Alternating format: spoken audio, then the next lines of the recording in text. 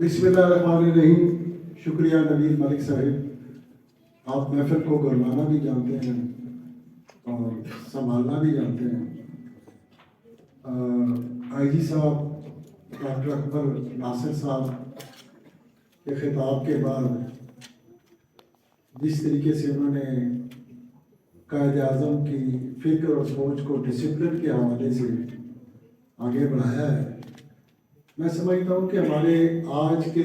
اس معاشرے میں ہمارا سب سے بڑا المیہ یہ ہے کہ ہمارا معاشرہ نظم و ضبط سے اور ڈسپلن سے ماورا ہوتا جا رہا ہے. ہر شخص قانون کو اپنے ہاتھ میں لینا چاہتا ہے اور وہ چاہتا ہے کہ قانون اس کی مرضی کے مطابق ہو، انصاف اس کی مرضی کے مطابق ہو، اور پاکستان کے اندر قانون سازی بھی اس کی مرضی کے مطابق ہو. آج قائد اعظم کا یوم پیدائش سیلیبریٹ کرتے ہوئے ہم نے یہاں پر قائد اعظم کے حوالے سے لکھی ہوئی کچھ چیدہ کتابیں جو ہیں وہ یہاں پر رکھی ہیں. قائد اعظم پر اب تک 500 سے زائد کتابیں لکھی جا چکی ہیں. ہماری آج کی جو جوان نسل جو ہے وہ قائد اعظم کو جس طرح سے سنتی ہے میڈیا پہ، اس طرح سے ایک ہیروشپ جو ہوتی ہے قومی ہیروز کی، وہ ہماری نوجوان نسل میں اس طرح سے پیدا نہیں ہو رہی. آج کا نوجوان یہ سوال اٹھاتا ہے کہ کیا پاکستان اس لیے بنایا گیا تھا؟ آج جو معاشی بدحالی ہے، آج جو معاشی مسائل ہیں، تو اس کے سوالات جو ہیں نوجوان نسل کے وہ یقیناً اپنی جگہ بڑے معتبر ہیں، لیکن ہم نے اس پاکستان کو ایسا پاکستان بنانا ہے جیسا قائد اعظم نے سوچا تھا، جیسا قائد اعظم نے جس کا خواب دیکھا تھا. اور یہ تبھی ہوگا جب ہم سب مل جل کر ایک قوم ہو کر پاکستانی ہو کر سوچیں گے اور پاکستان کو لے کر آگے بڑھیں گے. تو میں بات کر رہا تھا کتابوں کے حوالے سے، تو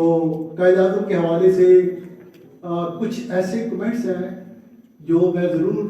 آپ کے گوشے گزار کروں گا کہ یہ صرف ہم نہیں کہ جو ہم کہتے ہیں قائد اعظم کے بارے میں. قائد اعظم کے بارے میں وجے لکشمی جو پنڈت جواہر لال نہرو کی بہن تھی، اس نے قائد اعظم کے بارے میں یہ کتاب لکھی ہے. اس نے لکھا ہے کہ اگر مسلم لیگ کے پاس 100 نہرو ہوتے، 200 ابوالکلام آزاد ہوتے اور کانگریس کے پاس صرف ایک قائد اعظم ہوتا تو پاکستان نہ بنتا. یہ کون کہہ رہا ہے؟ وجے لکشمی، پنڈت جواہر لال نہرو کی بہن. اور اس کے بعد قائد اعظم کے بارے میں ایک بہت ہی شعر آفاق کتاب ہے اسٹینلے والپارٹ کی، جناح کا پاکستان آف مسٹر جناح. اس میں وہ لکھتا ہے کہ دنیا میں بہت کم لوگ ایسے ہیں جنہوں نے تاریخ کے دھارے کو موڑا ہے، اور اس سے بھی کم لوگ ہیں جنہوں نے دنیا کے نقشے کو تبدیل کیا ہے.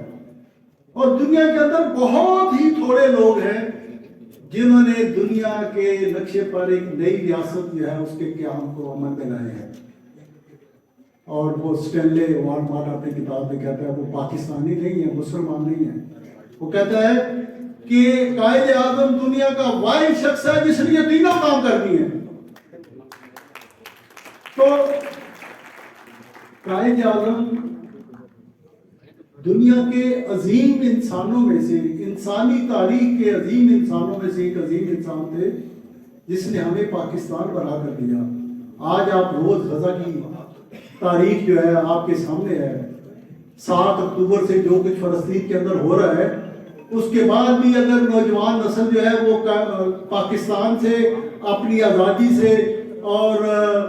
جو آزادی کی نعمتیں ہیں، دیکھیے پاکستان کے مسائل ہیں لیکن اپنا ملک ہونا، اس کے اندر اپنی آزادی ہونا، اس کے اندر آپ کے حقوق ہونا اور آپ کو پہلے درجے کا شہری ہونا، یہ تو دنیا میں اس سے بڑی کوئی نعمت نہیں ہے۔ اب ہم نے اس پاکستان کو قائد اعظم کے اصولوں کے مطابق آگے لے کے چلنا ہے، اور وہ قائد اعظم کے اصول جو تھے وہ تو ڈاکٹر اکبر ناصر صاحب نے آپ کو بتا دیے، یونٹی، فیتھ، ڈسپلن۔ آج ہمارا سب سے بڑا المیہ یہ ہے کہ ہمارا اتحاد پارا ہے، کہیں صوبوں کے نام پر، کہیں سیاسی جماعتوں کے نام پر، کہیں صوبائیت کے نام پر، کہیں زبان کے نام پر، اور اس کے بعد جو فیتھ ہے وہ بھی آپ دیکھ رہے ہیں کہ آج کل کیا صورتحال ہے، ڈسپلن کی جو صورتحال ہے وہ بھی آپ کے سامنے ہے۔ تو ہم نے اپنی نئی نسل کے اندر قائد اعظم کے اصولوں کے ساتھ ساتھ اس ملک کو ایک ترقی یافتہ، ایک خوشحال پاکستان بنانا ہے، اور یہ تب تک نہیں ہوگا جب اس معاشرے کے اندر، اور میں آخری بات کر کے آپ سے اجازت لوں گا، جب تک بزنس مین کو اس معاشرے کے اندر ایک رول ماڈل کے طور پر نہیں لیا جائے گا۔ ہم سیاستدانوں کو رول ماڈل بناتے ہیں، ہم جرنیلوں کو رول ماڈل بناتے ہیں، ہم صحافیوں کو رول ماڈل بناتے ہیں،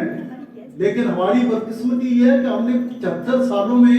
ایک بھی بزنس مین کو اپنے رول ماڈل کے طور پر پروجیکٹ نہیں کیا، اور اس کا سب سے بڑا ذمہ دار جو ہے وہ ہماری ریاست ہے، ہمارے ریاستی ادارے ہیں، ہمارا سول جو نظام ہے وہ ہے، اور اس میں کافی حد تک ہماری جو میڈیا ہے وہ بھی شامل ہے۔ تو آئیے آج کے جب ہم قائد اعظم کا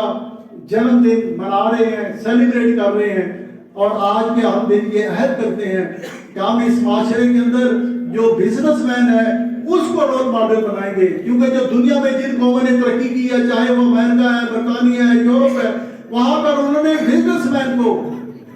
چاہے وہ بل گیٹس ہے، اسی طرح کے جتنے بھی رول ماڈل ہیں، تمام بڑے بڑے بزنس مین، ان کو وہ رول ماڈل کے طور پر نوجوان نسل ان کو آئیڈیلائز کرتی ہے۔ آج ہمارے درمیان ابھی دیکھیں یہاں پر تلاوت کر کے گئے ہیں چودھری نعیم صاحب، سیول فوڈ کے مالک ہیں، یہ ہمارا آئیڈیل ہے۔ انہوں نے ایک چھوٹی سی دیگ رکھ کے اپنا کاروبار شروع کیا،